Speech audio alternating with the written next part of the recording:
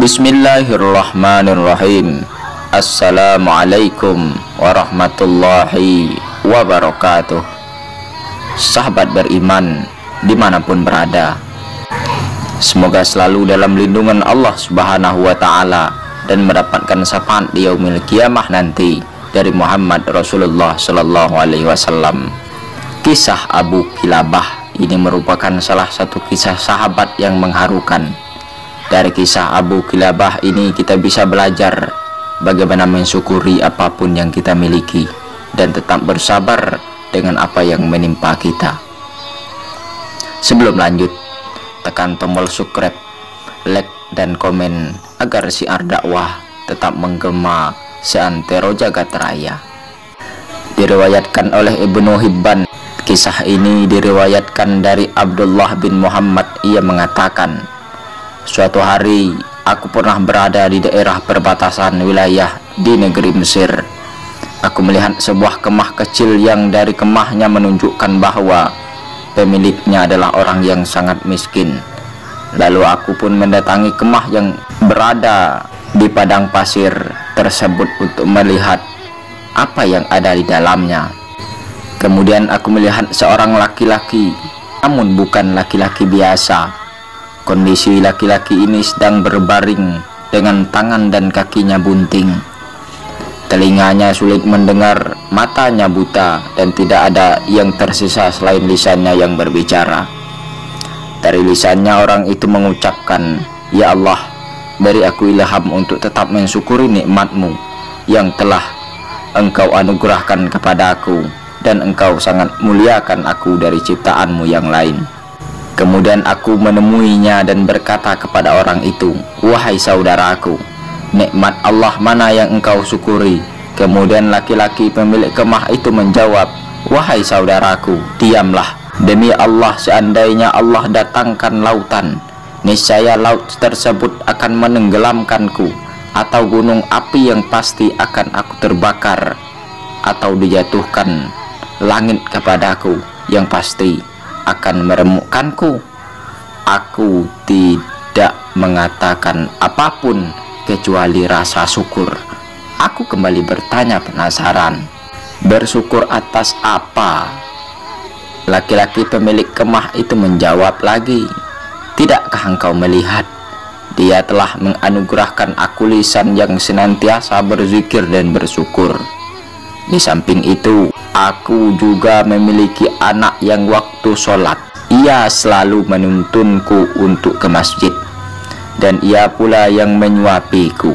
Namun sejak 3 hari ini dia tidak pulang kemari.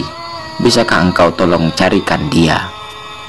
Aku pun menyanggupinya dan pergi untuk mencari anaknya. Setelah beberapa saat mencari, aku mendapati jenazah yang sedang dikelilingi oleh singa. Ternyata anaknya laki-laki itu sudah dimakan oleh singa. Aku bingung bagaimana caraku untuk mengatakannya kepada laki-laki pemilik kemah itu. Aku pun kembali dan berkata kepadanya, "Wahai saudaraku, sudahkah engkau mendengar kisah tentang Nabi Ayub?" Laki-laki itu menjawab, "Iya, aku tahu kisahnya." Kemudian aku bertanya lagi, "Sesungguhnya Allah telah memberinya cobaan dalam urusan hartanya. Bagaimana keadaannya dalam menghadapi musibah itu?" Ia menjawab, "Ia menghadapinya dengan sabar." Aku kembali bertanya, "Wahai saudaraku, Allah telah menguji Ayub dengan kepakiran. Bagaimana keadaannya?" Ia menjawab, "Ia bersabar." Aku kembali bertanya, "Ia pun diuji dengan tewasnya semua anak-anaknya.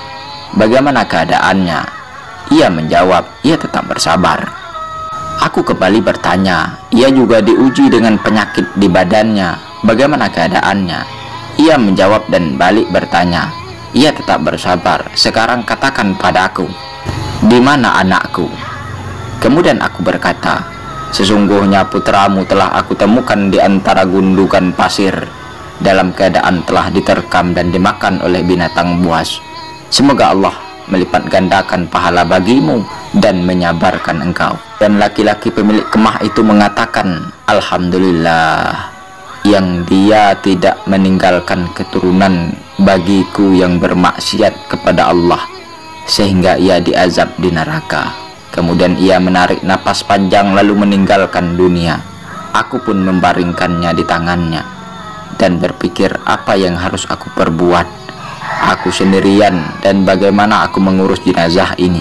Kemudian aku tutupi dengan jubahku, dan beberapa saat kemudian lewat 4 orang laki-laki mengendarai kuda. Mereka berkata, wahai saudara, apa yang terjadi padamu? Kemudian aku pun menceritakan kepada mereka apa yang telah aku alami, dan aku meminta bantuan kepada mereka untuk mengurus jenazah laki-laki ini. Mereka bertanya, siapa dia? Lalu aku menjawab, aku juga tidak mengenalnya. Dia dalam keadaan sakit dan memprihatinkan. Kemudian keempat laki-laki ini meminta untuk membuka penutup wajahnya, karena mungkin salah satu dari mereka mengenalnya. Ketika aku membuka penutup wajahnya, tiba-tiba mereka tersentak, lalu mencium dan menangisinya, dan berkata, subhanallah. Wajah yang senantiasa bersujud kepada Allah, mata yang selalu menunduk atas apa yang diharamkan Allah, tubuhnya selalu sujud tatkala orang-orang dalam keadaan tidur. Aku pun bertanya, kalian kenal dengan laki-laki ini? Mereka menjawab, engkau tidak mengenalnya. Aku menjawab bahwa aku tidak tahu siapa laki-laki ini. Kemudian mereka berkata, ini adalah Abu Kilabah, sahabat dari Ibnu Abbas. Laki-laki ini pernah diminta oleh khalifah untuk menjadi seorang hakim, namun ia menolak jabatan tersebut. Perlu diketahui bahwa jabatan hakim atau qadhi ini adalah suatu jabatan khusus di mana mereka akan mengatur hukum dan menentukan hukum di antara manusia. Ini merupakan jabatan yang mulia pada saat itu. Namun Abu Kilabah menolaknya dan pergi ke wilayah Mesir hingga wafat dalam keadaan seperti ini. Namun Abdullah bin Muhammad bersama 4 laki-laki tadi pun memandikan, mengkafani dan menyolatkannya sebelum akhirnya memakamkan beliau.